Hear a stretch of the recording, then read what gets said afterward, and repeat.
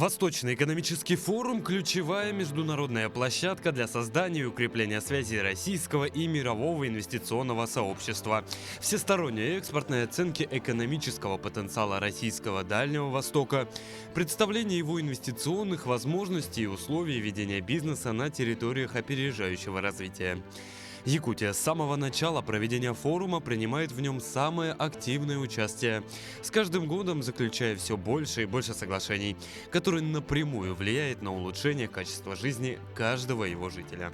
ВЭФ – это прежде всего форум экономический, соответственно, большая часть встреч и соглашений традиционно посвящена развитию экономики, промышленности, привлечению инвестиций, улучшению качества жителей макрорегиона. Так, например, по одному из них около 38 миллиардов рублей направят на строительство микрорайона «Спортивный» в Якутске.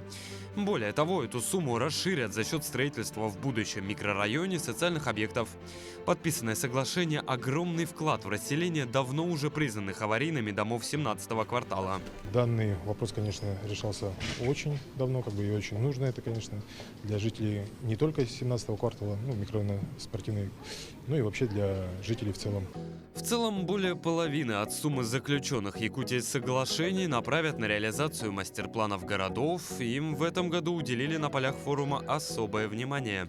Внедрение мастер-плана в Мирном, Нерюнгри и Якутске позволит улучшить качество жизни горожан и обеспечить стабильное социально-экономическое развитие городов. Причем мощный импульс социально-экономическому развитию Якутска даст строительство мостового перехода через реку Лену, получившее поддержку на самом высоком уровне. В городе Якутске очень активно идет реализация проектов по комплексному развитию территорий и по проектному финансированию жилищного строительства. Основным инвестиционным партнером выступает госкорпорация Дом РФ. Поэтому нам очень важно взаимодействие с ними. Это первое.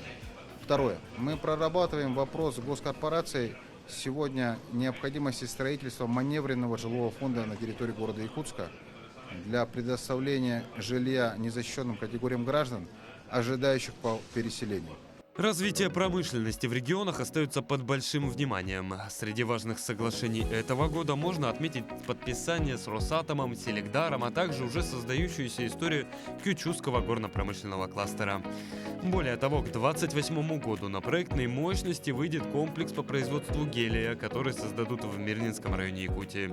Это более 30 новых рабочих мест, почти 3 миллиарда рублей инвестиций и новые экспортные потоки. Если у нас промышленность фундамент экономики, то геологоразведка – это основа. И мы как раз обсуждали вот этот эффект от обращения главы президенту.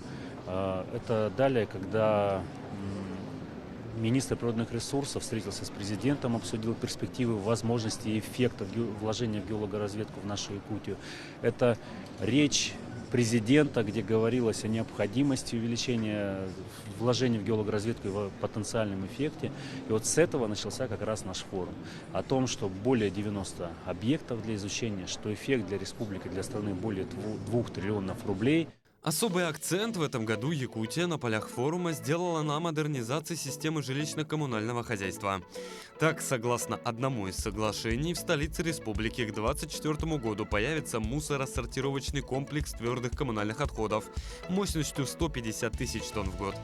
В разных районах Якутии также будут построены 6 современных полигонов с элементами сортировки и еще один мусоросортировочный комплекс. Общая мощность сортировки на этих объектах составит 115,5 тысяч тонн.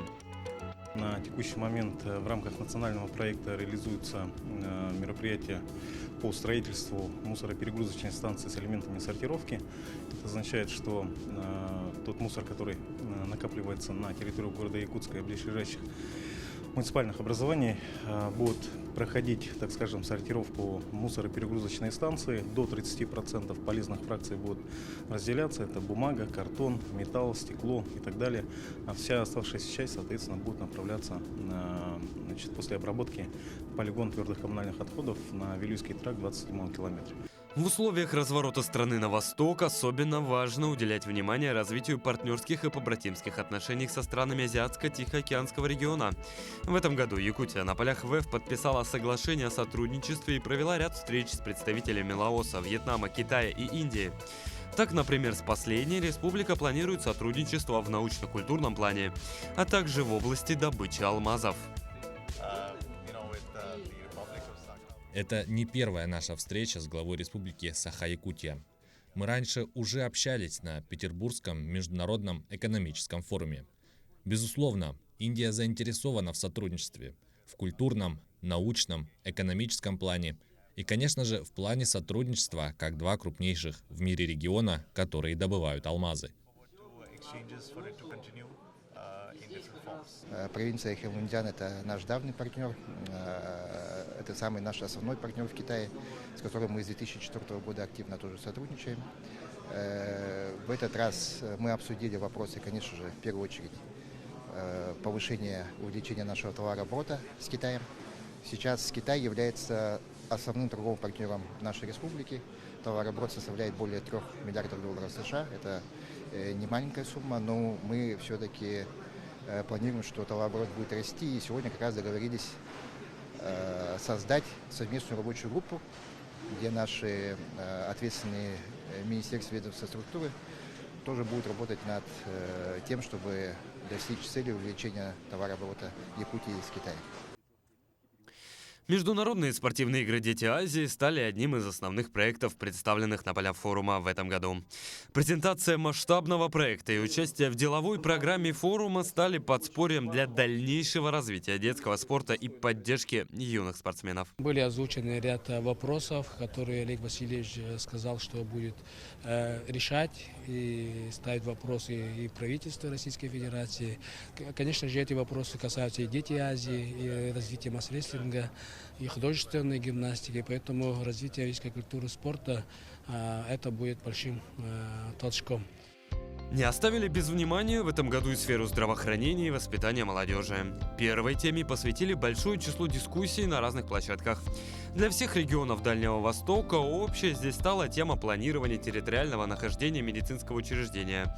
Кроме того, в рамках деловой программы специалисты поговорили о развитии высокотехнологичного здравоохранения, которое, по мнению экспертов, гарантирует улучшение здоровья и качества жителей удаленных и труднодоступных регионов. В рамках развития институтов гражданского общества Якутия заключила очередное соглашение с ООН «Россия – страна возможностей». А это значит, что у молодежи Якутии появится еще больше шансов на всестороннее развитие и проявление себя. Отдельно я хочу отметить, что мы очень плотно сотрудничаем с университетами. Это и Северо-Восточный федеральный университет, на базе которого мы в прошлом году открыли Центр оценки компетенций. И уже более 16 тысяч студентов прошли такую оценку, получили рекомендации по будущему собственному развитию. Поэтому, мне кажется, у нас и так уже продуктивное сотрудничество. Я здесь бы хотел сказать огромное спасибо правительству республики, Айсену Сергеевичу Николаеву, Ольге Валерьевне. Я уверен, что мы сможем сделать дальше еще больше. Прежде всего речь идет о том, что это та автономная некоммерческая организация, которая обладает инструментариями, методами, программами, проектами, которые позволят дать возможность для реализации молодых граждан нашей республики. И поэтому все проекты, которые мы уже реализуем с этой автономной некоммерческой организацией, они имеют успех и, соответственно, пользуются уже большой популярностью. Оно становится у нас популярным, и само название говорит о том, что Якутия тоже республика возможностей. За национальную и культурную репрезентацию Якутии, как и прежде, отвечал павильон республики на выставке «Улица Дальнего Востока». Он вобрал в себя и традиционные якутские асоха, и хамус, выступления артистов балета и показы якутского кино. Все, что принято называть визитной карточкой нашего региона. Как отметил глава Якутии Айсен Николаев, ВЭФ 2023 – это своего рода подведение итогов большой кропотливой работы с инвесторами, госкорпорациями, федеральными органами власти по реализации крупнейших проектов, которые меняют Якутию прямо на глазах. Сейчас мы подписали порядка 30 соглашений на общую сумму около 130 миллиардов рублей, и они самые разные, начиная от соглашения между Республиканским ипотечным агентством и корпорацией Государственной Дом РФ об расселении как раз 17-го квартала о строительстве жилых домов на месте снесенных домов на общую сумму свыше 30 миллиардов рублей, которая, конечно же, будет для нас основой для дальнейшей работы по расселению этого квартала. заканчивая уже проектом, например, который сегодня мы подписали по производству гелия на основе месторождений Мирнинского района газовых. Вот самый широкий спектр, и, безусловно, все они имеют очень большое значение для экономики, для жителей нашей республики. Так завершился для Якутии Восточный экономический форум 2023. Впереди самая важная и главная задача – реализация всех намеченных планов и договоренностей для поэтапного и всестороннего развития республики. Петр Васильев, Георгий Григорьев, Владивосток.